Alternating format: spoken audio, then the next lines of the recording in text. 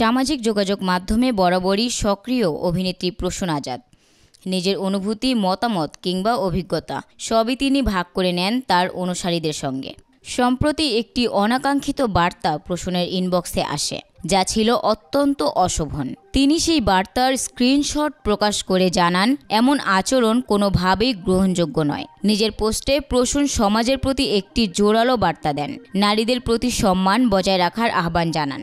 একজন অনুসারী মন্তব্য করে বার্তা প্রেরকের পরিচয় প্রকাশের পরামর্শ দেন। উত্তরে প্রসূন জানান, যদিও সেটাই উচিত, তবুও তিনি বিষয়টি আর না বাড়ানোর সিদ্ধান্ত নিয়েছেন। এর আগে বাবার নিখোঁজ হওয়ার ঘটনায়ও আলোচনায় ছিলেন প্রসূন আজাদ। সামাজিক যোগাযোগ মাধ্যমে সহায়তা চেয়ে পোস্ট করার কয়েক ঘন্টার মধ্যেই তার বাবা আজাদ হোসেন নিরাপদে বাসায় ফিরে আসেন। 2012 সালে লাক্স চ্যানেল আই সুপারস্টার প্রতিযোগিতায় প্রথম রানার আপ হয়ে শোবিজে যাত্রা শুরু করেন প্রসূন আজাদ। একসময় নিয়মিত অভিনয় করলেও বর্তমানে পর্দায় তাকে খুব